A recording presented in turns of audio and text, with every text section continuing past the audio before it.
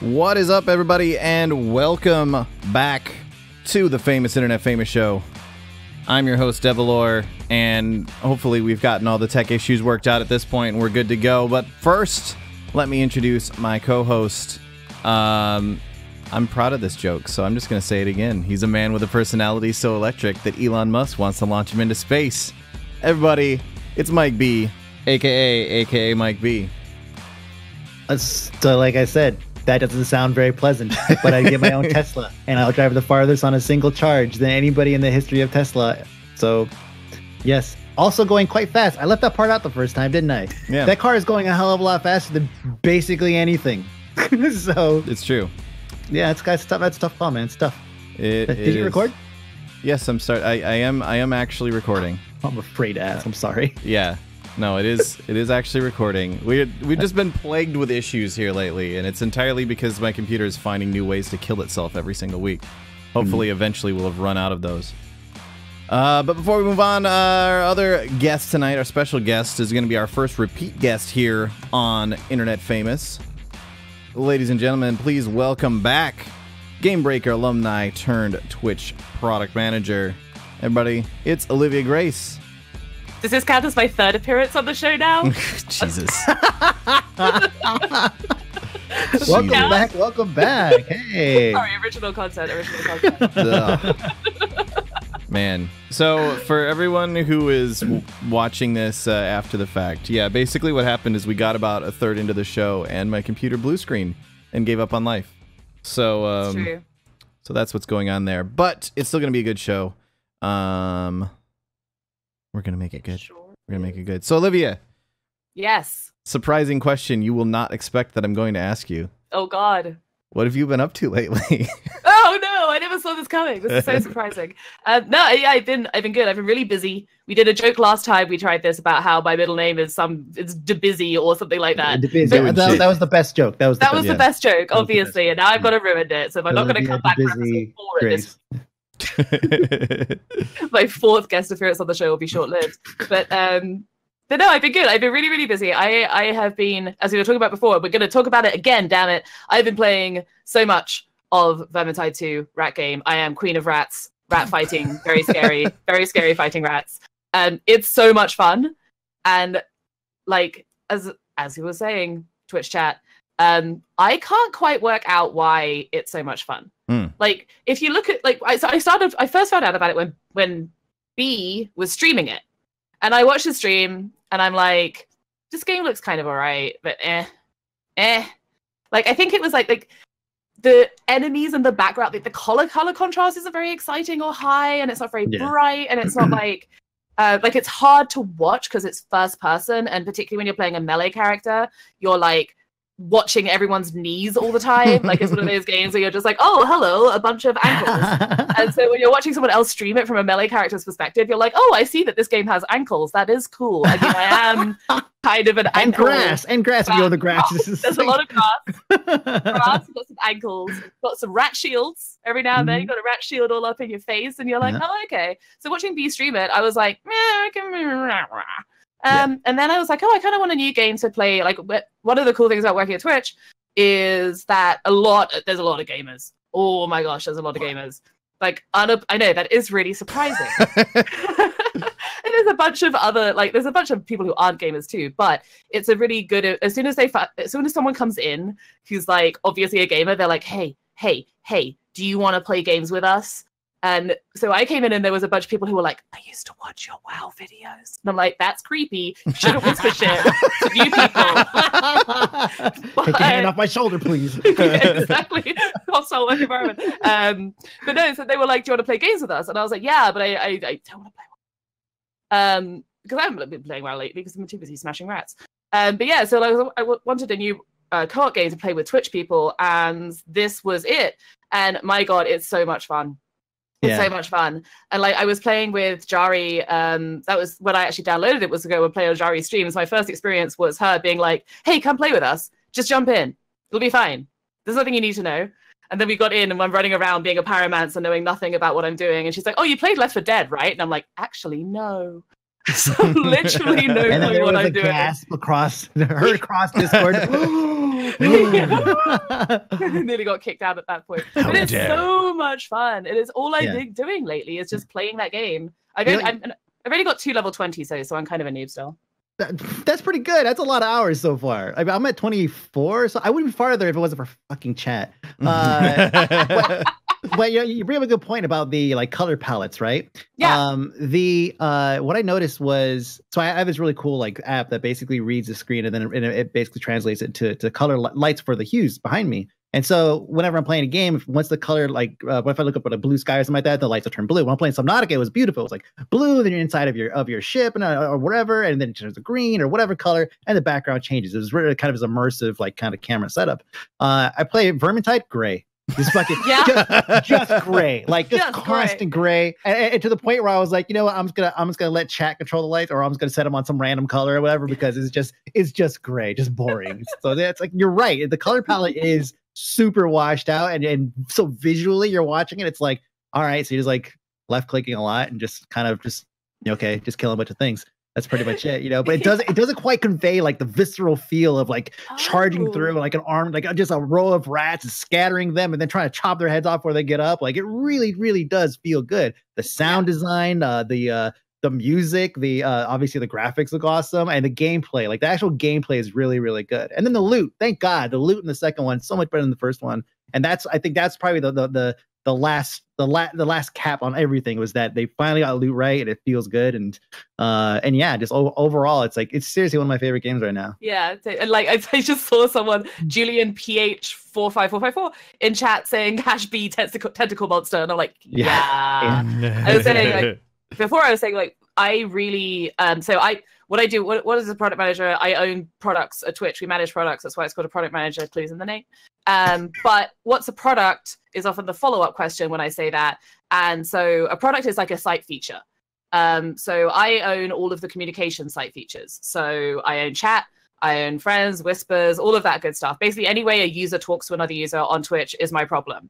And this Twitch chat integration is so good.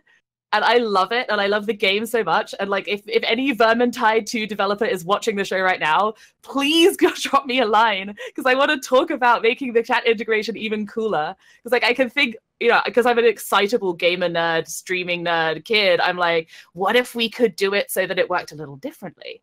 What if we could do or like an Subluck? overlay extension or something? Like, well, I mean, I don't even know that we need an overlay extension, right? Because they've got the like sweet little pop-up in the game which links into chat, and it's pretty fluid and it's pretty consistent. But an overlay extension would still be cool. But it's also like, what if we could do Subluck? What if we could do like some kind of emote-powered voting system? Like, there's so much cool stuff we could do if they're down. And I'm just like, I just want to like work with them and play and figure out how we can. Now I want to see like the most ridiculous shit. Like, somebody could somehow trigger an event that will trigger a giant your emoji or something like that. It's like some emote or whatever it's voted in, and then suddenly here comes a giant Lore's cat. Just exactly. Yeah. Yeah, and like Kittis as ever has a good point in chat, like making it not take over chat. Like, if there's a way, like that would be an extension, like a click to vote rather than like a type of chat message to vote. But you could also be like, what if it was just like, make it about chat spam, like make it so that each vote that someone sends counts rather than one vote per username. I could just spam at the rate limit. I could definitely see like especially if there was some way for like a streamer to tie so rather than A, B, C, and D, have it be like some of their different emotes. So like, exactly. if you could go in and see like, so cool. Good things should be like Mike be cool, but bad things should be like Mike be smile. So when they're choosing between, like the whole like, do you get a healing potion or do you get a tentacle monster? And all of a sudden there's just Mike B spam in the chat. That'd be good. That'd be good. Man. That's a good idea. Exactly. Like, I think that's some pretty cool stuff that we could do. I mean, obviously, I haven't spoken to them yet, so this is all just like me dreaming up crazy ideas. But I'm just like, I just think it's so cool, and the game is really fun, and I want to do like, as soon as I'm able to do cool stuff with people, I'm always like, let's do cool stuff. Yeah, it's really fun. It's really exciting. So we'll expect that. This is in why a I play couple the of boring weeks. games, is so that people could later realize how awesome they are. I just want to get Yeah, you're just doing the world a service. You're like, oh yeah, he was right again. The whole time. But yeah, no, when I said this last time, and I'll say it again, the guy who did a legend run solo and streamed it, and it's on YouTube, and that guy is insane. This is amazing. I was literally like, my little group of people, my little thing built that. My little group of people went into Champion the other day for the first time, and nothing. What? Okay, we went into Champion for the first time and didn't realize that there was friendly fire for quite some time. Oh, yeah. Wow, this is really hard. I don't know why. Yeah, Meanwhile, it's it's really sort hard of just setting everything on fire. Our creeper is just like, I'm taking a lot of fire damage. What is causing all this fire damage? Am I in a fire?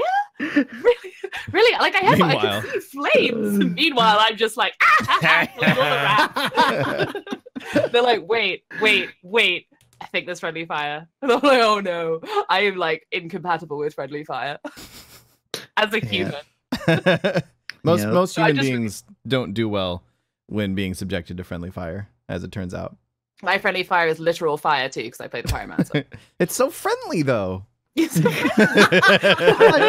More like a warm snuggle. Yeah, it's like a help. cozy hug. Yeah, exactly. So yeah, obviously, Vermintide 2 has been a game that a lot of people have been really, really digging lately and spending a lot of time on. Another game that just came out that I think people have been kind of expecting will go the same sort of route, or at least there's a lot of people who want it to go the same sort of route, is actually Sea of Thieves, which just hit its official release the other day. And Mike, I know you've gotten a chance to sort of poke around at it a little bit so far. What are your thoughts so far on Sea of Thieves? So I played it for like 4 hours or so on the other day, and I teamed up with a bunch of people, and these are people that I know that I play games with, and so obviously already like rapport there with us. The biggest thing is like the game actually requires a lot of communication, because if you're like steering the ship, you can't lower, raise, or steer or like adjust the sails. You can't read the map. The map is like downstairs. Like I guess I can't just bring the map up and bolt it to like in front of the steering wheel so you can see where you're going. It has to be like downstairs, you know? Yeah, that's where maps go. So it doesn't get wet. Yeah, it doesn't get wet, Mike. Oh, that's like, God. Make a fucking copy of the map. Yeah. No, it's. I mean, it requires like a lot of communication and a lot of teamwork, especially when you get in like ship on ship battles, which is actually really fucking cool. It's a lot of drive-bys, of course, but it's a really, really cool. Overall, I actually really enjoyed it.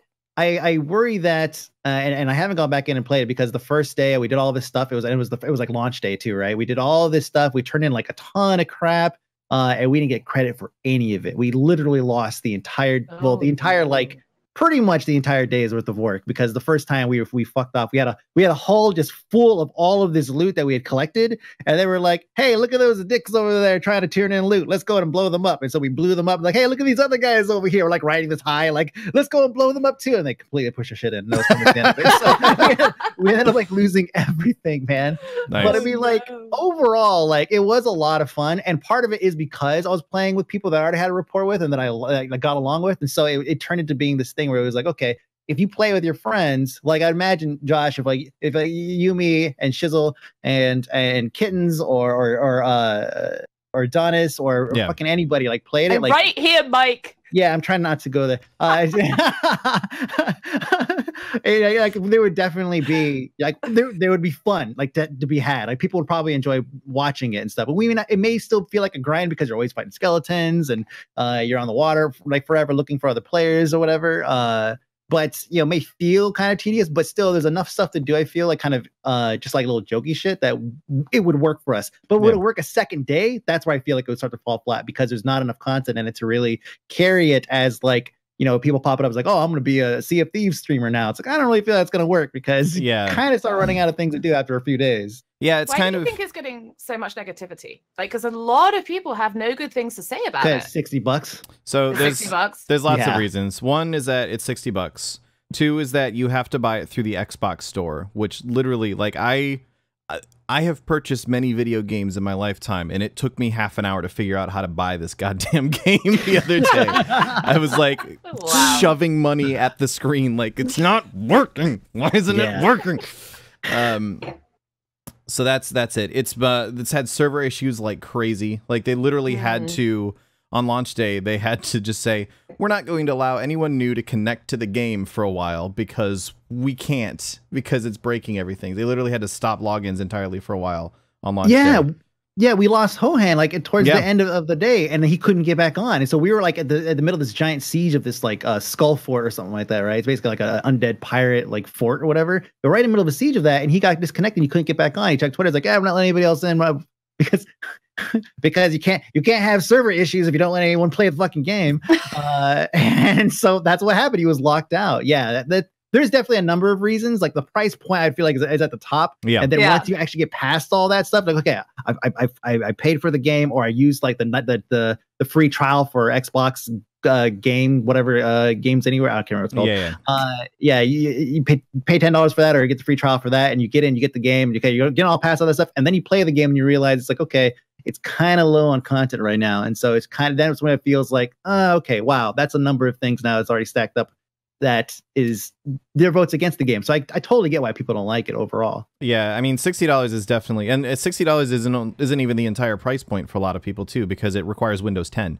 So if you're still running Windows 7 and you didn't update, you also have to go buy Windows 10 or an Xbox One. But why would you own one of those? And and I would not want to try and play this on Xbone. Like I don't know. I haven't played it. Like I haven't played it mostly because actually of the negativity. Because I was like, oh, pirate game, sounds moderately interesting, sure. And I watched Mike B die to skeletons a lot, and that was entertaining. And so I was just like, wait, okay, let's give it a go. But yeah, I feel like I've read about it, so I was like, what even is this game? Like, what are you even meant to do?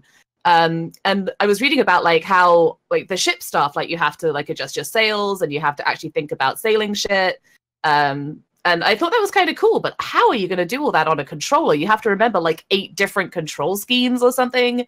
And I don't know, maybe it is easy to play on a controller and I'm just misguided, but I don't know, it seemed like something would be a nightmare on a console. Yeah, it does seem a lot more complicated than it actually is. Fortunately, because most of the stuff, you're thinking about, I have to adjust the sails, I have to adjust the length of the sails, the direction of the sails, I have to look at the map, I have to turn the ship, I have to fire the cannons, everything. Most of what all that stuff boils down to is walk up to a thing, press a button, and then move, and that's kind of it. So most of the controls it's only actually 2 buttons. Yeah, fair enough. For me, it's more of the there's a lot of combat involved in the game, and I don't know that I would want to try and do that on a controller rather than on a mouse and keyboard. And definitely the $60 price point seems like way too much for this game to me. As a streamer, I can kind of shrug it off a little bit because I'm like, I can spend some time streaming it, recoup some of that back again. It's a tax write-off because it's technically considered a business expense and so on. But as an average player who's unless you are literally a pirate cosplayer or a pirate role player for whom this game was directly designed as now you can finally do this stuff in an environment like that. Because a lot of the role-playing community has been really jumping into it and actually been really successful with it so far. I know I was watching Sheriff Eli, Milton Pike, Fincone, and Classy Pax play it together the other day, and it was fucking hilarious the entire time. They were all just getting super into it. They had a captain who was in charge of everything, and they'd be things they were doing things Sheriff Eli was the first mate and Fincone was the captain, and so Fincone would be first mate, the crew be getting restless because Classy and Milton were doing something or other, and then Sheriff Eli would come down and start yelling at them or something and be like, orders restored, captain.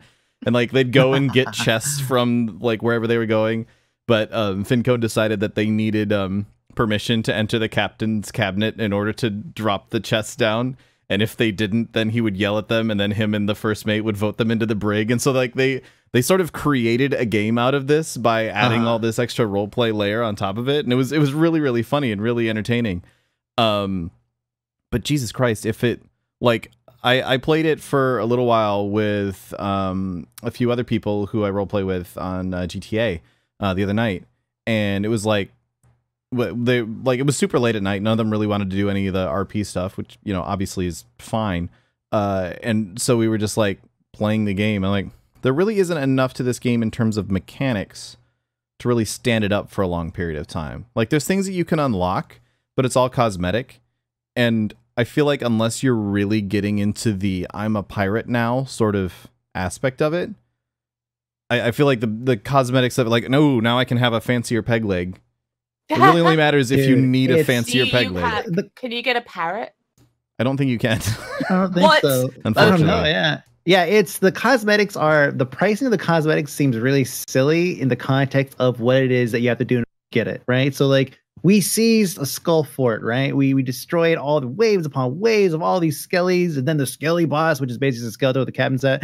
And then we got the loot, and it was all this crazy. Oh, but I was like, just all this, all these treasure and all these artifacts and all this stuff. We took it all, we turned it in, and we went in, and I was like, oh, because we didn't get credit for it, so I had to ask. I was like, how much do you think this is worth? It's like, oh, like 20,000. Oh, cool. We'll give you 20,000. It's like, oh, well, you could get like cosmetics starting around like 70,000. And I was like, okay, like what? And I said, can I get a new flag for the ship? And they were like, oh, well, that's like 70,000. I was like, you fucking kidding me? Like, I find all these riches and shit, and I turn them all in. I can't even buy a new fucking flag. Like, that doesn't even make sense. Yeah. I've literally brought you 20 crates of fine silks. Yeah, I couldn't just stitch those together. A flag. Well, it's okay. Sloppy Joso and Arza Kiel in chat both say that parrots are coming, so okay, saved. Yeah, that's kind of the thing I'm holding out hope for with Sea of Thieves, is that it feels like honestly, straight up, it feels like early access. It feels like a beta. It feels like not so much from the technical issues side of things. Obviously, it's having lots of technical issues, but it's for me, it's more that it feels like the game, there's more like actual mechanics and more game that needs to be added to the thing. Hopefully, like, what I'm hoping is that as time goes on, they've essentially said that they didn't want to take the loot box approach. Like, you know, like Overwatch, for example, is I think it's $40 now. And then you can buy loot boxes to get extra cosmetic stuff in the game if you really want to. My hope is that Rare and Microsoft looked at that and said, no, actually, we just want to sell the complete game at a complete price. So they're just going to keep adding stuff as time goes on to try and make it more worthwhile as time goes on. And sort of use a marketing strategy of, hey, now's a great time to get into this because we've just added this new feature, and, you know, sell another, you know, few 100,000 copies of it when that happens. I'm not sure. I'm hoping that they do add more to it, though, because I feel like $60 is way too steep for the price of the game in its current state. Yeah, and I kind of feel like with that approach, obviously, like, I immediately started comparing it to WoW because, you know, patches exist in WoW, but then it's like, I don't know, with box purchase games, it's rare that you get like beyond that initial surge. Like, you normally get that initial spike, and then you might get sort of bumps or like something happens. Like GTA 5 is kind of the exception to that rule because like the RP suddenly exploded. Now everyone wants to be Sheriff Eli. But most of the time with box purchase games, it's like that initial pop is where you make all your dollars, and then you'll get like a constant wave of it going along for a while. And certainly adding new content will bump those up. But like, that first impression counts when you're trying to make a box sale of a game, I guess is my point.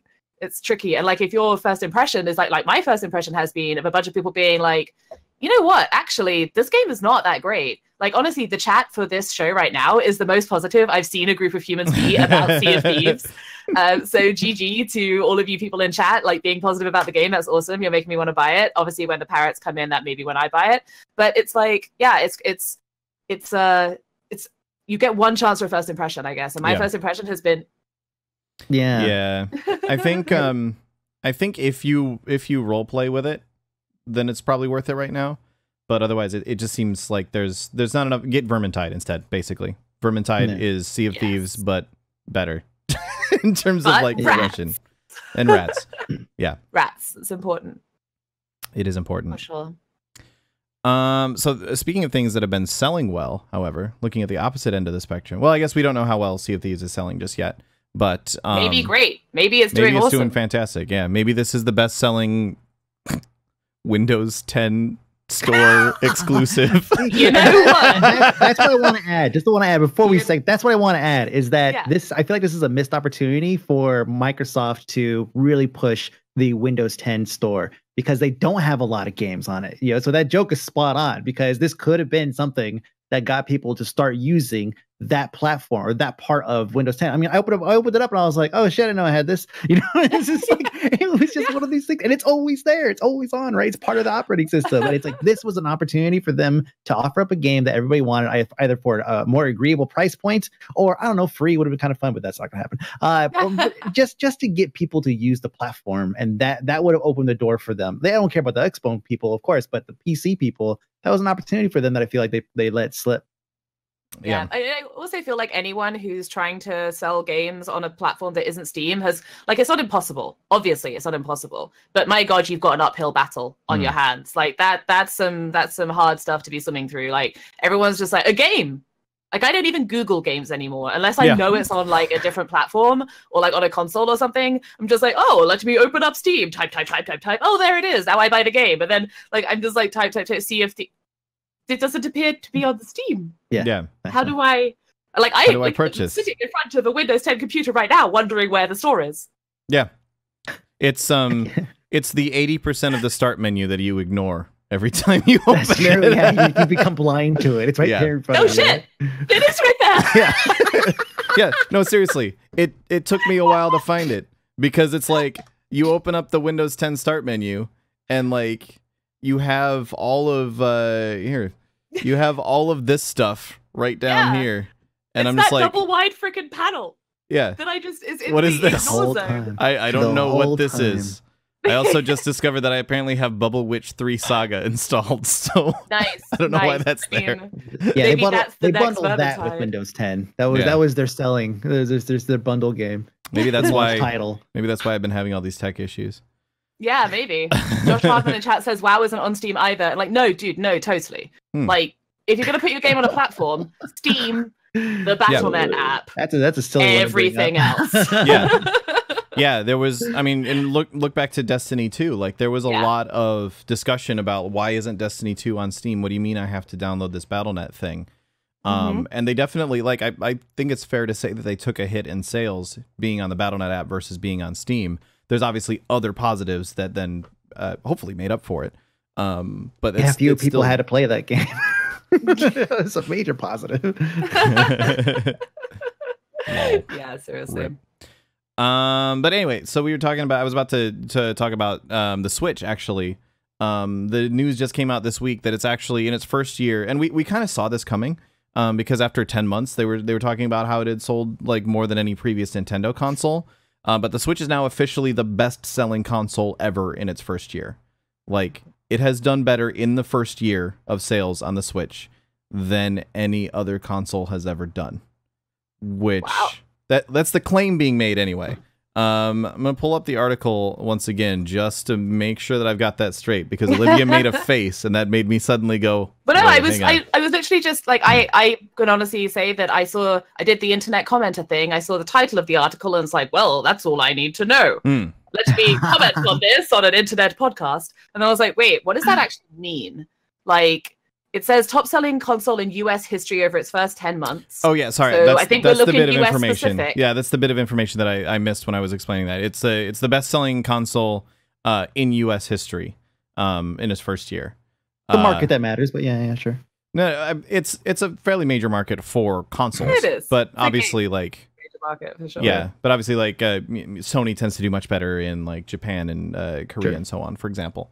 Yeah. But oh man, I wonder how it did compared to like PlayStation in Japan. Yeah, I'm not sure. I know that like based off of this article, in the US, again, sorry, I forgot to give that qualification before I said that. In the US, it's outselling or it has sold better than the PS4 and the Xbox One did in their first year. Xbox One, that's not surprising. Xbox One had a fucking terrible first year. PS4 did pretty well.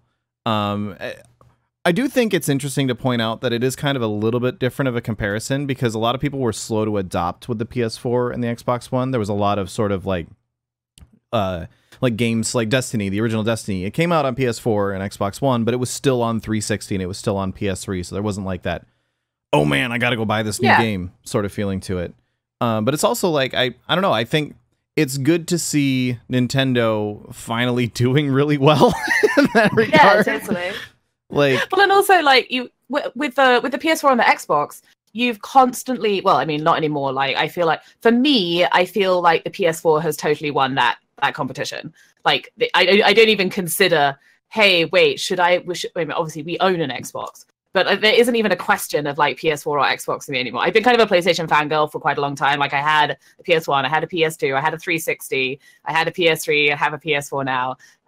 But it's like, I'm saying this with the knowledge that I am kind of a PlayStation fangirl, but you never, like for people who were more on the fence, you always had that decision of, wait, should I buy an Xbox? Should I buy a PS1?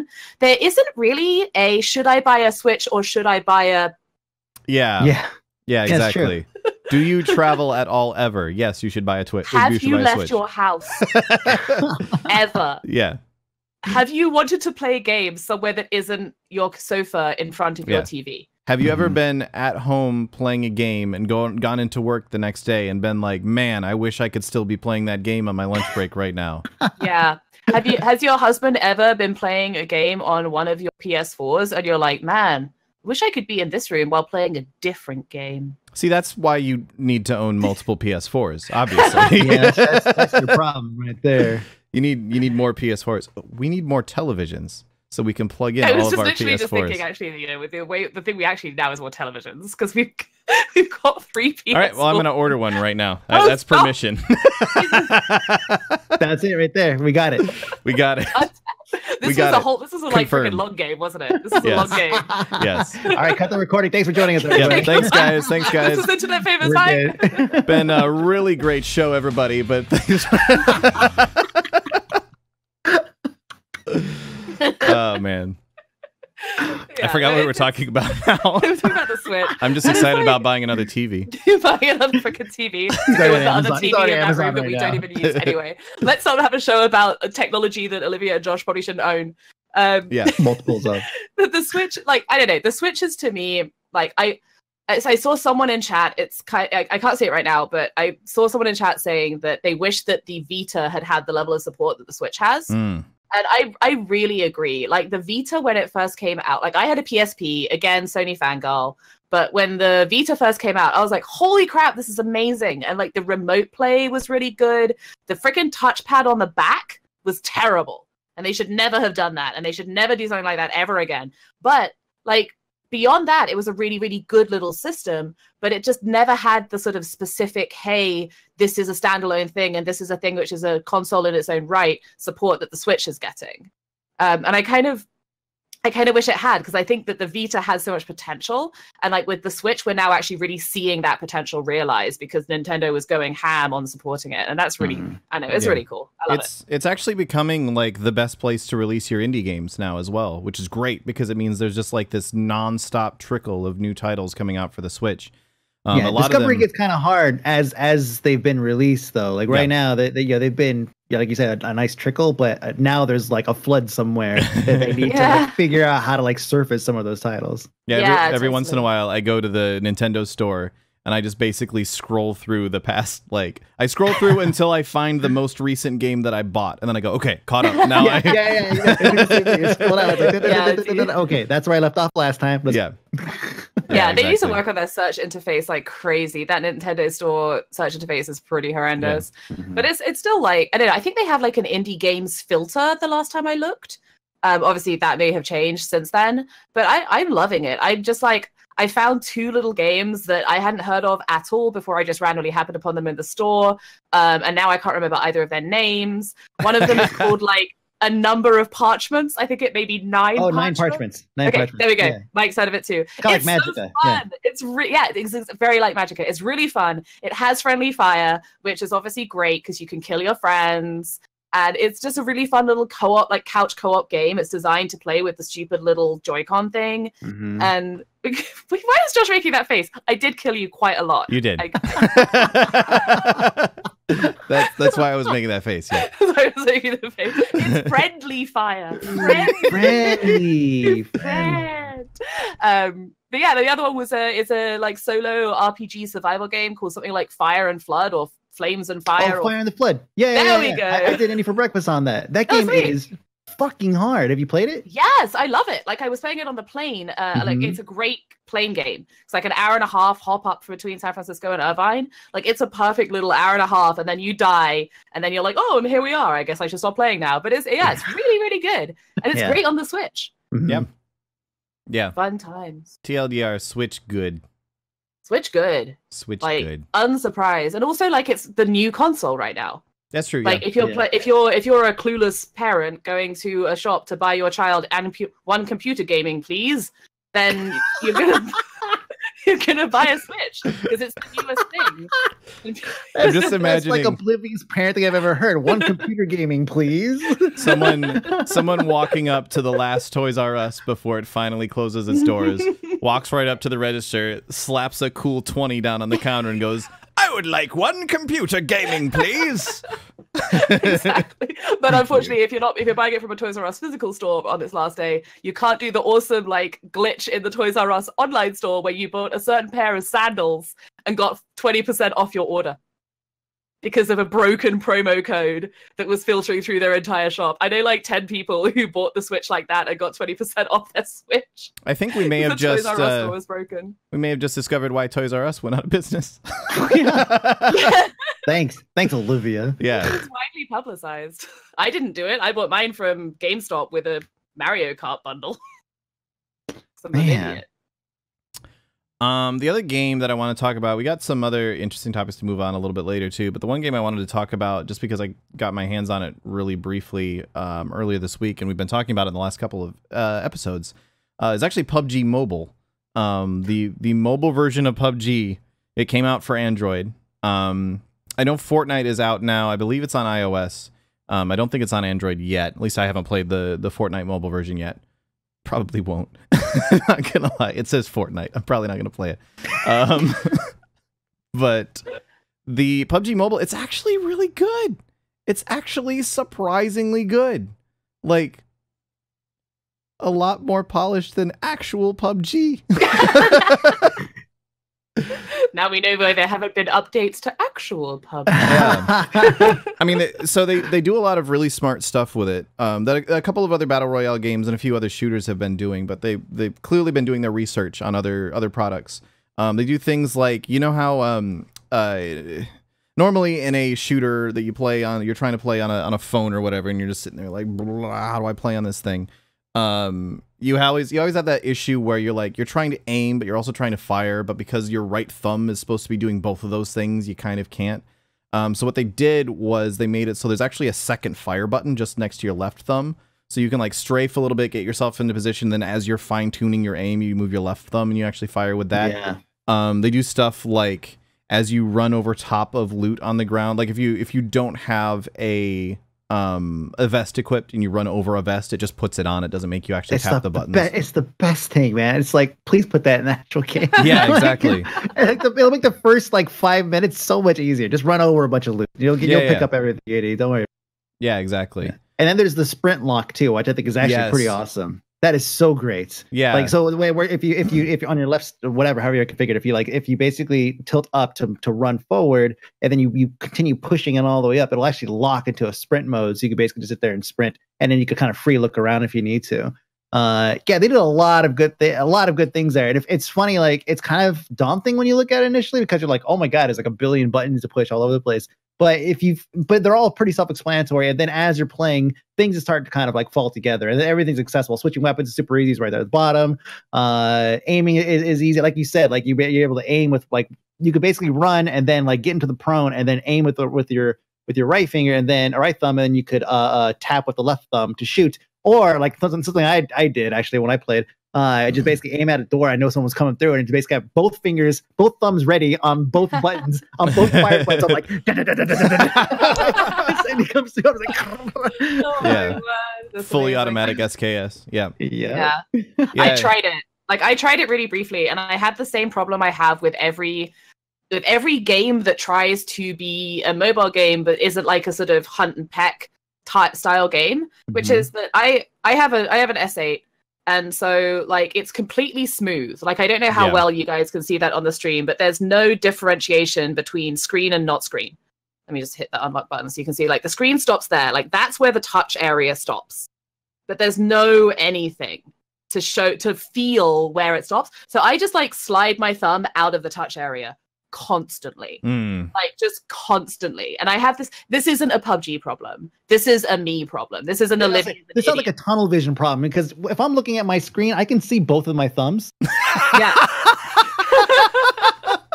But it is. It's like a tunneling on the middle, and then I just like slide. But like with this run, just the sprint lock, if I just slide my thumb diagonally and it just goes off the side, then it doesn't work. And so like it's the same problem that I have. It's not a PUBG. It's not a like slight on PUBG Mobile at all. It's a slight on mobile games for me as a human. Yeah, you like that tactile feedback. You don't even. I get, do. Like, like I'm used to, and I think that like talking about the touchscreen on the back of the Vita, like that touch point, because the thing I didn't like about it was you couldn't tell where your hands were. Like you couldn't tell if you were hitting the first one on the top half or the second one on the lower half. Yeah. And I guess like it's exactly the same problem for me with games on the phone. And sometimes it's cool. Sometimes on the Vita, it would be one of these is crouch and one of these is throw a grenade. Tap in the right spot. Yeah, exactly. Exactly. Yeah. Yeah. No, it's cool. And I'm interested to see, like, I feel like one of the things I've noticed with people talking about it who don't suck at mobile games like I do, is that they feel like they're winning a lot. And I'm just like, you sneaky little... Did you make the odds higher for everyone to win? Did you lie a little bit? What they actually did, I found out after I tweeted about how it was the best thing that ever happened to this game because I won my first match. I found out that the first match you play is against bots. No, it's not. It is. Are you serious? You legit. I must be good at this. The very first game that you play is against bots, apparently. Like it'll put other teammates on your team, I think, but you are fighting bots with like random names. Supposedly. My life is a lie. There you go. I played one match and I won. I played one match. I was working out on the elliptical. Okay, I'm actually sitting there like playing. I'm like, there's no fucking way I'm gonna win this. Screens moving all over the place, thumbs sliding off the screen, even though I can see them. Like I'm just like still like all this. I could not fathom I went and I fucking got first. I was just like, yeah. I did notice though that like the last person I was up against, he did some really dumb stuff. Yeah. You know, like really, and I was just like, I was like, oh, whatever, like free kill, boop, done. Like, no, this idiot running on your elliptical. Look at this crazy fool. Yeah, man. It's a little bit deflating until like I looked back through my feed and saw a whole bunch of people who were like, yeah, I got destroyed on my first game, and now I just feel bad for them. Tarek, someone in your chat right now is talking about it, and I'm like, yeah. I mean, like so many people tweet back at me. They're like, "Oh, I got first place my first run too." And I was like, "Oh, I guess I'm just not that." Okay, fine, whatever. Fuck you guys. You know? Like, wow. Okay. Yeah. Damn. Yeah. Well then, they don't tell you in the game that it's against bots, but apparently it is. They don't. Either that or I have been trolled. Dude, let's not rule it that's out. The only logical explanation. Everybody's getting first for sake like that. Yeah. It. Yeah. Oh my god.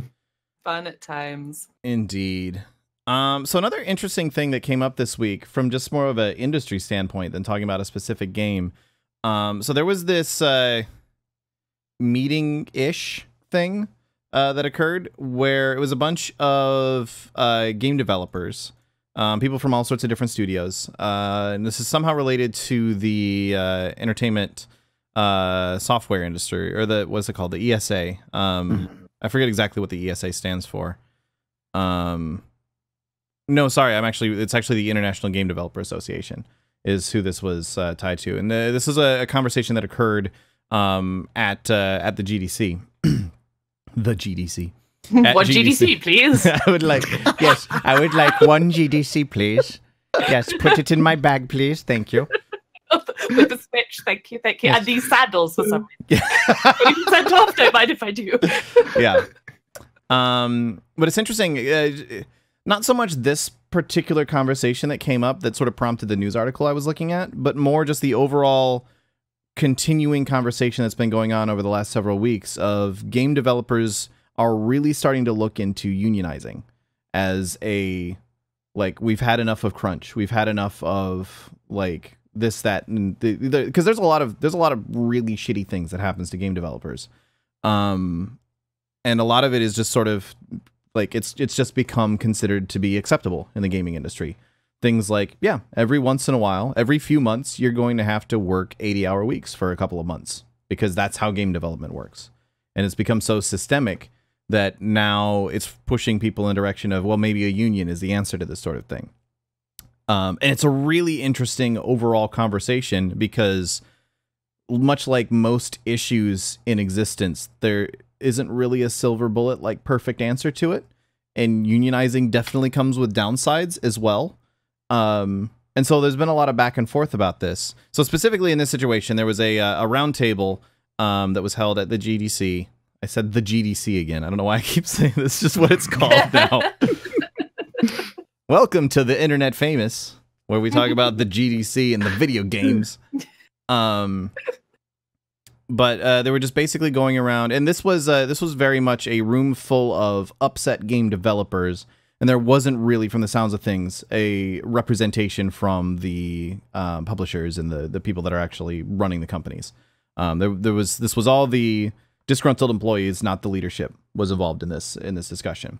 So it was very much one directional. But I don't know. I just find it interesting because we know that there are all these issues with the way that the game development and honestly the tech industry, the software industry in general, is run, where you run into this like, well, here's our roadmap. Our plan to create this game is to work 40-hour weeks for the next year and a half, and then work 80-hour weeks for the remaining 3 months to finish it. Like, it's actually planned as part of crunch is no longer something that just sort of happens because it's like, oh shit, it's due in a few months and we're not even close to being finished. Panic and crunch. It's now become just, this is the part of the software cycle where we crunch. Yeah, it's really like, I know, having moved from gaming in a sort of tangentially related non-game developer position, but in an esports team into tech, I definitely feel like there's this sort of underlying expectation in gaming, which is way less prevalent so far, at least in like general tech, that crunch is just a reality. Like this is just part of the deal. And I think it's also, I don't know, for me, it's sort of, and bear in mind as I say this, that I am a European human where labor laws are very different. And I was raised in the EU, so take all of this with that lens. But to me, it's like there's a lot of passion pay and like passion attribution in gaming, where it's like, you know, a lot of the people who are like our age, old people now in the gaming industry, were those weird kids. Like, we were those kids who were like on the periphery of school, and we were on the periphery of friend groups because we really, really liked living in these virtual worlds. Like, we weren't the sort of popular kids. And we found this group of humans now where we actually have a viable career doing this thing that as kids, we were like, oh, this is like my outcast attribute. And so you've got this sort of, you get to work in gaming. And it's not like other things where people are working in it because they're passionate in it, because gaming is such a new industry, and the destigmatization of gaming as a pursuit and as a career is so recent that there's still this sort of like, I'm in the club feeling that comes with like people of our age, like in their 30s, being game developers. So you're willing to take more of a beating from your employer because you're in the club. And like, I think there's also this feeling of like game dev jobs are hard to come by. Like, I don't think that's going to be surprising news to anyone, right? It's not super duper easy to get a job in game development. In the tangential, like, related industries is easier for sure, but in game development, like, making games is hard to get a job. And so, like, you've got this fear of like, oh, if I lose this job, then where's my next one coming along? And like, there'll certainly be people who are in like senior positions where, like, you know, once you're the game developer of World of Warcraft, you could probably be like, hello, friends, I would like one job, please. And then you're not going to have a super hard time finding another job. But there's not that many people who reach that height. Like, artist number 5, obviously artists are like hen's teeth at the moment, so bad example, Olivia. But, you know, it's easy to get into that trap of actually, this is the only job, this is the one I have to hang on to because of all of those factors. And so I completely understand, A, how it's easy as a publisher to sort of abuse that, and B, how it's easy as a person in that role to just say, I guess this is my life now, and just kind of suck it up. But it, you know, eventually that elastic band breaks, and I think that's what we're kind of starting to see right now. Yeah, it's obviously not just the games industry, right? It's even like peripheral to games. Do we want to talk about how many hours per Coolio works? Probably not. Like it's basically everywhere, you know. And so it's like every major industry has some kind of union, right? There's like the steelworkers union. There's like the automotive industry has a union. There's like acting guilds or whatever. Like every major industry has a union. And it's because of the abusive practices that have happened in the past, especially regarding labor, right? Yeah. And so now it's like, well, it's still labor, even if you're sitting at your desk and not necessarily like pounding away at a piece of steel or something like that. It's still, you know, work of some sort. I just pulled up an article actually, Netmarble. They've been in South Korea. They've actually worked out that this person actually did die, in fact, because he was overworked. Like, Jesus. You know, wow. It's like this is real stuff. Yeah, South Korean studio Netmarble is criticized this week for contributing to the death of an overworked game developer in 2016. Like, so this stuff does happen. And so it's in the games industry specifically, there's a lot of money and there's also not a lot of money because it's such a huge spectrum, right? Like in the car industry, it's like, if you're making cars, there's money, you know, like nobody's in their garage. Like I'm going to make a Bailey. This is going to be the best motor vehicle you've ever heard. It's a Bailey. It's the best. You'll be like, what are you driving? I'm driving a Bailey. You know, nobody does that, right? Like these are established major companies, you know? And in games, it's such a wide spectrum. And in app development, wide spectrum. It's huge.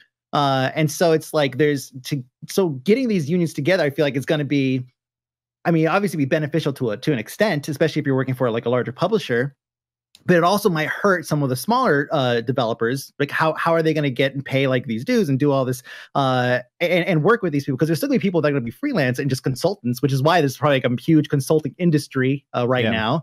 Is because you have to, the workers, the actual employers don't have to necessarily pay all this extra stuff, pensions and retirement and healthcare and all that stuff. So I feel like there could be this rift that might occur where it's like, okay, now I have this game developers union, and then I have this guy who's just willing to work as a contractor. Well, who are they going to choose? Who are the employers going to choose? They're probably going to choose the guy that's going to cost them basically nothing. They can let go whenever they want and not have to worry about some kind of union walkout or something like that, shutting down their entire game development process. So I'm curious to see how this happens, because unions can be good and bad depending on where it's at, right, and what kind of power they have.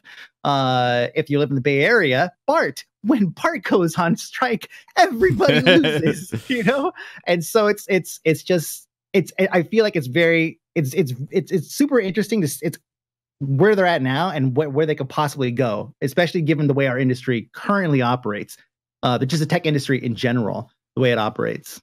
Yeah, there's definitely examples in the past of where unionizing actually ended up hurting the employees as well, in the longer term, because either occasionally it's because they just sort of unionized at a bad time and the company went, okay, yeah, but there's 400,000 other people here who would love to have this job, so we'll just backfill you right away. That's going to be a lot more difficult for a game developer to actually be able to do something like that. But there also have been examples of cases where I'm trying to find the specific example. Here it is. So this is an example that someone brought up. Her name is McLean. She was one of the people from the... sorry, I'm just scrolling here. Jen McLean. She was moderating the panel at GDC. Not the GDC. I almost said it. I caught myself. She's from the International Game Developer Association. And she was talking about, okay, yeah, unionizing can be good, but here's this example of a bad thing that happened.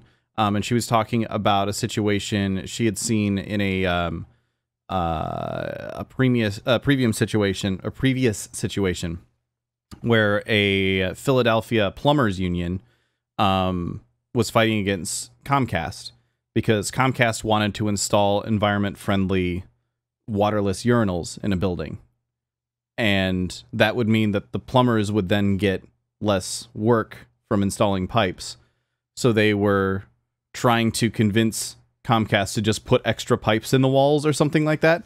I don't know. The way it's described here, it summarizes here in this particular article. That's a good example, though, because that is something that does happen. It's like we might not be able to give these people work because we but modernized. Yeah, yeah, exactly. Or some kind of technology or utility. Yeah, and there's also been situations, like I remember several years ago, sort of laughing at the situation. You remember when everyone was worried that Twinkies were going to stop existing because Oh yeah, Hostess everyone was like buying a ton. Yeah, Hostess was going out of business, and the reason that Hostess went out of business was in large part due to a labor union being unwilling to negotiate on their terms at all. And so eventually Hostess was like, look, we literally cannot provide you this pay increase and everything else that you're asking for. We do not have the money to support that. The labor union was, the leadership of the labor union was unwilling to budge on that. And so Hostess just had to go, all right, I guess we're out of business then, and closed right down. And so there's definitely been situations where unionizing has caused more issues than it solved.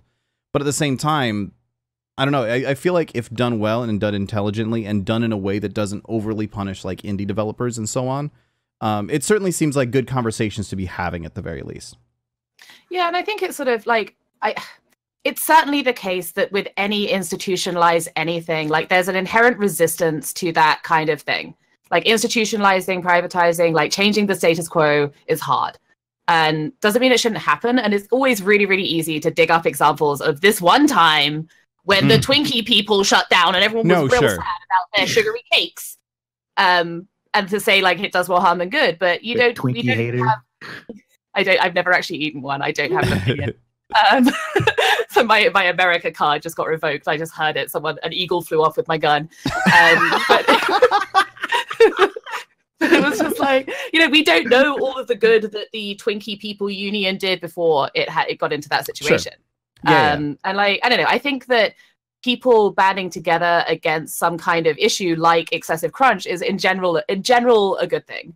But I think Owen Langren in chat brings up a really interesting point about this, which is that the gaming industry is fully remote. It's fully globalized. And unions inherently, in my experience of unions, which is relatively minimal, like I know about the ones in England. So that's what I mean. Like they're country specific in the examples that I can think of. So like, are we going to get a union of all of the American game developers and all of the European game developers and all of the Asian game developers? Seems unlikely. Yeah. So it's going to be really tempting for people to outsource development and outsource engineering to places where there aren't unions. And other industries, like good luck outsourcing BART to somewhere else, right? Like those people kind of have to be in the San Francisco area. Good luck outsourcing plumbers in the US to plumbers, and so on and so on. Exactly. So it's a really interesting question around gaming is that, yeah, sure, I can get a bunch of people in a country with less political stability than one where a union is viable to do this shit for me. Yeah, of course I can. So it's going to be very interesting to see how that all plays out. And to be clear, I wasn't saying that the bad thing that happened was that Twinkies might have stopped existing. I was more talking about the hundreds of thousands of people who were then out of a job because the company went out of business. No, you were real sad about cake. You were real sad about I was pretty sad about cake. Upset about cake, man. I was pretty upset about Twinkies, where's the damn cake? And they'll find a job somewhere else, man. Go to over to Little Debbie's, man, right across the street. It was fine. I mean, that's what happened, essentially. Little Debbie was like, Twinkies, you say? And that's why Twinkies are now a Little Debbie's product. There you go. Yeah. I don't know if any of this is true. No, it is. I believe you. Why not? Sure. Is it though? Is it? Is it? Computer. Who owns Little Debbie's? That's not the right question. Sorry. I'm not sure. Wrong question. Computer. Who is the parent company for Twinkies? This might answer your question. The most recent Minnesota Twins baseball game by day was New York Yankees at Minnesota Twins. It started on March 22nd, Computer, 2018. Stop. I mean, that clears everything up. Well, I think someone right now had that game TiVo'd and is really mad.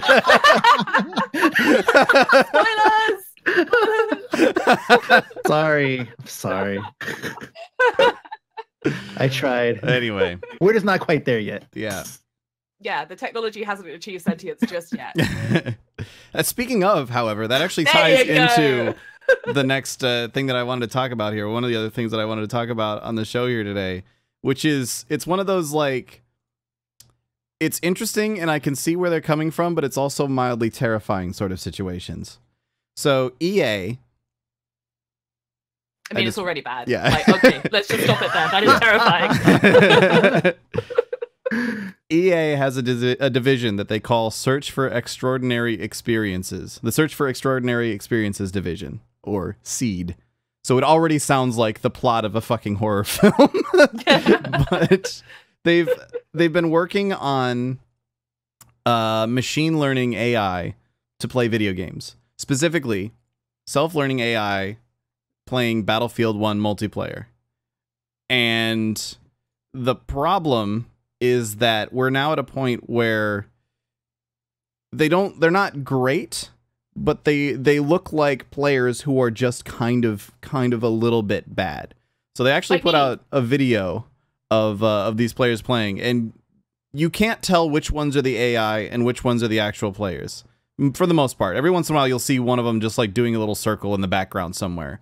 But this is a team of players versus a team of AI, I believe. Either that or they're all AI. I don't know what the blocks are all about. I don't know why those are there, but Because cubes of yeah, cubes are dangerous. They have to kill off the cubes. But yeah, so they basically now they've got this this machine learning AI using the deep AI sort of framework that can play Battlefield 1 and can do fairly well. Like, especially you look at these sort of first person things here. You can see how, like, oh, it recognized the target and it just immediately popped a bunch of rounds into it. Sometimes where did you sometimes come from, not great. Yeah. Sometimes not so great. But it's interesting. So there's sort of two sides to this for me. Part of it is, why are they making bots for their own game? Isn't this just going to eventually turn into people botting the game somehow or another? It's okay if they do it. Yes, the tech will get out there eventually, Well, I mean, somehow. But also, like, everyone wants better bots for their game because that's true. how you do PVAI. Yeah. And, like, your PVAI doesn't suck. Like, all the people want all the bots for their game. And, like, I mean, why are they doing it for Battlefield 1 specifically? Wait, was it Battlefield? Anyway, why are they doing it for that game specifically? Not sure. But, like, everyone wants better AI. Yeah. True. I think the interesting thing is, I don't actually know that that's true. Because it's something that I was having an interesting conversation about this with somebody the other day. I think it may have been just a coworker or something. But we were talking about, I think a big part of why people feel like they don't want to play PvP in a game. Like if you have something like Vermintide, if you could have Vermintide, but there's opposing players the entire time, a lot of people would be turned off by that. And a big part of that is because the AI is sort of a puzzle that they want to be able to solve. They want to be able to understand, like, when I get to this boss fight, here is how I beat this boss. If you had a player controlling like a World of Warcraft boss, for example, that would suck, because then the player would just be like, okay, I killed all your healers. Done. Yeah. Problem solved. Yeah. And so a lot of times I think what actually drives people towards PvAI is that it is easier in a sense. Like there's less randomness, there's less like contingencies that you have to be able to deal with. Sure, but then on the other hand, like, to take Vermintide as an example, again, like, you have bots on your side. Like in, Heroes of the Storm, someone drops from your game, you get a bot. Vermintide, someone drops from your game, you get a bot.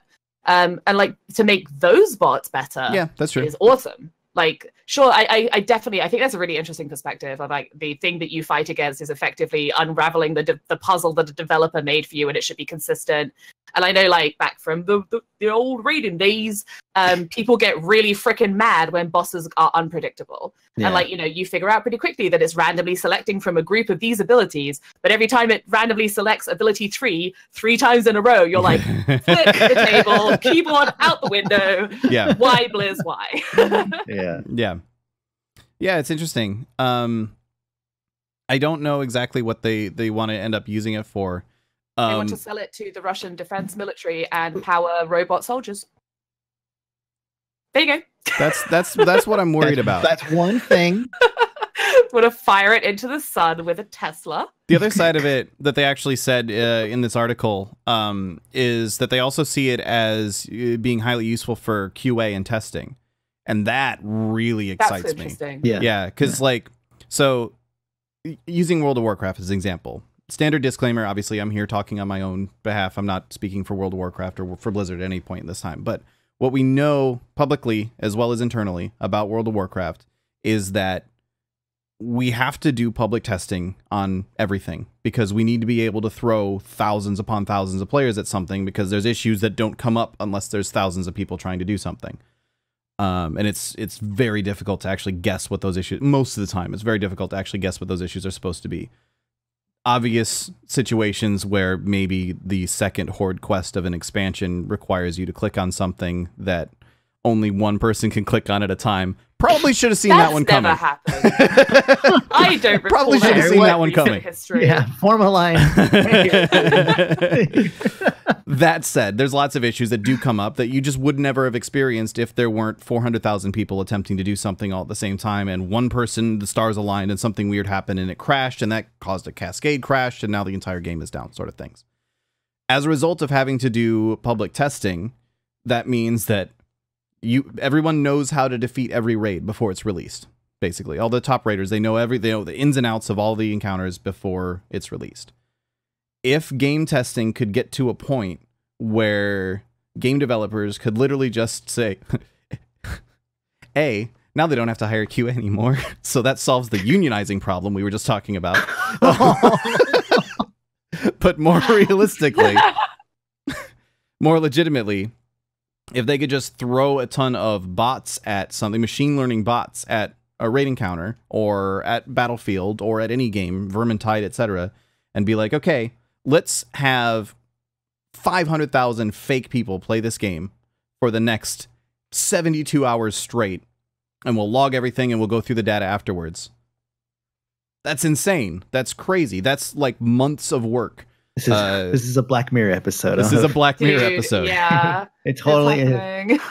Yeah, I don't know if you watch Black Mirror. Either of you watch Black Mirror? I have watched most. I haven't watched all of series 3, but I've watched the other 2. There's like a dating episode, like 98% probability. I don't know if you guys have seen it, but possibly. Basically, imagine like you have a bunch of simulations to figure out what makes up that 98% probability and how you work those flaws. And that sounds exactly like this. It's like, let's go ahead and figure out how these two people, their compatibility based off of the history and all the data we've collected, how they interact with each other, but in a simulation where you could basically throw multiples and have this happening all simultaneously. Then we could figure out what the best possible outcome is because we've been able to take all this data and simulate it hundreds of thousands of times or whatever to come up with that magical number and that magical situation, how we create and make this thing work, right? And that's essentially what this is. It's like, let's throw these bots at this thing 500,000 times and figure it all out, and we could do it in a complete fraction of the time as having actual players, people do it. Yeah, it's interesting. Yeah, it's really interesting. Yeah, machine learning in general is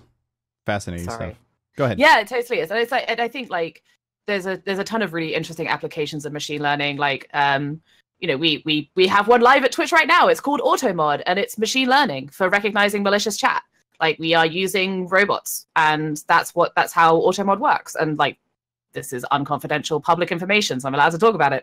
But it's like, and I think Dimple Dude in chat makes a really interesting point about what about the human element in that robots don't screw up that much. Like, once you program them to take action, they don't really screw up that often. I can say fairly honestly that I screw up quite a lot in games. So it's sort of how, like, balancing a boss fight, like to carry on taking WoW as the example, because we've all played WoW, is like, how do you account for the lower end raiding group who are idiots and like stand in fire and die? And like, if you're balancing all of those like AoE abilities and like those boss swings and all of that on like bots who aren't making mistakes, then you've just got to like, do you just like take it down 20% for humans? Or, how do you deal with that? Oh, people are really dumb. Like, people are real smart too, but also people are really dumb. Yeah. And I don't know. I think I definitely feel like it's a solvable problem. And like, machine learning is coming on at such a pace and it's advancing so quickly that I don't think it's going to take a long time to get there, but it's a really interesting conundrum. Yeah, machine learning, like they're getting to the point where they can actually simulate that as well. And they can almost give, like, we're getting to a point where in the next 5 years, I wouldn't be surprised if bots had personalities. And like, this bot tends to stand in the fire a lot because the way that this bot learned to play video games, they focused more on dealing damage, and they felt they personally weight dealing damage more important than survival in a like they're getting to the point where they Like have risk separate like takers. conscious and subconscious AI routines that are working for the same creature at the same time. Yeah. And, like Like it's random been rolling a bunch of D&D characters. sort of, yeah. It's literally like it looks at things like, does this AI construct feel that killing the boss is done by dealing the most damage, or killing the boss is done by staying alive as long as possible? And how much do they weight those two things against each other? So then they get to a situation where they might decide, oh shit, I need to stand in this fire for a second. Or how alert is this boss? How aware is this boss? Are they this likely to realize that they're standing in the fire? Are they slow to react to things? Like, this is all stuff that machine learning can actually do and can already take care of, or it can already do in certain situations. I don't know. It's stuff that I find really interesting, because a lot of the science fiction I've been reading over basically my entire life has dealt with like robotics and how AI works and how it functions and so on. And one of the constant sort of themes has always been like, well, this is an AI that learned. Rather than trying to program an entire human, we programmed an infant, and it grew up and it learned how to be a thing over time. And then it unionized With with its other robots. And then next thing you know, Elon Musk is right, and we're the simulation. This is a simulation right now, isn't it? It is. God damn it. Again. Yeah. It's the darkest There's- timeline. That's why the There's podcast keeps crashing. there was God, my jokes. Get off the jokes. Yeah. Man, no, it's crazy. I'm excited for it. Mm. I really hope. I swear I saw a film. Like that random idea of like the defense. They use the AI to program the defense robots. I'm sure there's a film. I'm sure I've seen a film. And I've seen like there four is a films. Terminator. film out there like that. Yeah. Yeah, I feel like I've seen. Was it? Wait, did you say it's Terminator? Is that what they did? Okay, So- probably that's it then. Terminator is built off of the idea of Skynet was an AI that was meant to protect it was a defense military AI, basically. Skynet decided that humans were the biggest threat to the survival of the planet and decided to kill all the humans. Yeah, within like a millisecond. Within, And it's like, like there's like instantly they unplug it and they're just like, oh yeah, boop. Insert A flash lot of drive. calculating real fast, By the like, time you can remove the flash drive, humanity is dead. Exactly. Yeah. Oh man. It was not a well-written movie, but it's Yeah. kind of dealing No. with I that. mean, from like a story perspective, like a concept, it's like, oh man, that's really up. It could happen, but yeah, the movie executed terribly. Yeah. Is Mike's audio cutting out for anyone else? Yeah, Or it is was- it just me? It was cutting out for me, but Okay, cool. Maybe because I was whispering. Okay, I'll get That's a little fine. closer for you. oh. Oh. ASMR stream. Please no. Oh. Hey. So yeah, that's basically everything we have here for today, and we are actually over time at this point. Unrelated to any issues at the start of the show. Well, I mean, we're also over time for the re-record of the show. So we're gonna go ahead and wrap it up there. But first, we do need to come up with a name for this episode. So chat room, we need you guys to be in there dropping in those recommendations for the name for this week's show. Yeah. And we'll take a look at those here in just a second. Just basically as soon as the stream delay catches up. And there it is. So let's take a look here. An eagle flew off with my gun. That God is damn. pretty That good. was really funny. That is pretty good. In honor of who Mike wants to see of Thieves with anyone but Olivia. Yeah, I know. Hurtful, Oh right? man. He just doesn't want to meet. He just knows that I would just make constant fucking pirate jokes. Why he That's probably doesn't true. want to play Sea of Thieves with me. I made it Because very he's clear met when I me. played with these guys on the other day. Like Sume Yeah. was like, he's like, I'm gonna talk like a pirate the whole time. I was like, fucking mute, like Yeah. super quick, dude. I like. Because Mike's met me. That's why he doesn't want to play Sea of I kind of like Blue Screen Rat Queen. That was Blue pretty Screen fun. Rat Queen. I like an eagle flew off with my gun because it's entertaining me still. An eagle kind of flew off like, with my gun is um, pretty good. Kind of leaning towards that. That was pretty original. It's egotistical because it's the thing I said, but yeah. One America still card, entertained. please. One, one computer gaming, please. Oh man. Yeah. All right. AI rat unions. I think I'm gonna call it in favor of an eagle flew off with my gun. I like it. I think that's good. I think we're good there. So that is going to wrap the show up for today. Thanks so much, Olivia, for coming on and chatting with us about rats and guns and Rats unions. and guns. Unions, rats and guns. Yeah. It's been a good one. What do you got going on? Anything you want to shout out? Anything you want to plug? Anything like that? No. Keep using Twitch, I guess. It's all right for things. You can follow me on the tweeters at Olivia D. Grace if you're so inclined. It's all jokes about rats and guns right now, though. All right. It's pretty good. Mike B, aka Mike B, what do you got going on, dude? Tomorrow is my wife's birthday. Oh. Oh, happy So birthday. Happy if birthday. you're watching this, that's not my fucking birthday. Happy birthday, Mrs. White. If you're watching this VOD on Friday or any day after that once, feel free to @Mumblytoes, MUMBLYTO on Twitter and tell her happy birthday. She would appreciate it. Your audio cut out in the middle of saying the Why? the @ You want to MUMBLYTOES. It's not cutting out my end. There's yeah. MUMBLYTOES. Yes. There we go. All right. All right. And I have been your host, Josh Allen, aka Devilore. I'm gonna be streaming. I'm gonna be doing stuff. I'm an internet fake police officer sometimes, so definitely check that out. Twitch.tv/Devilore. If you've been watching it live, you're already there. So give me that follow. Give me the follow. My entire worth as a human being is based on the number of followers that I have on various platforms.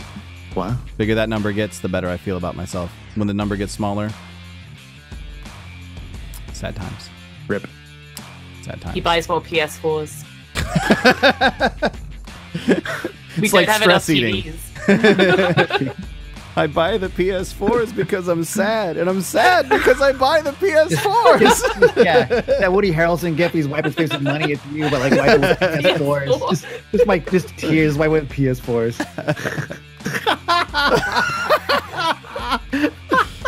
Yeah. Well done. Well done. All right, that's going to wrap it up. Thanks again, everybody, for hanging out. We will see you guys next time. Peace.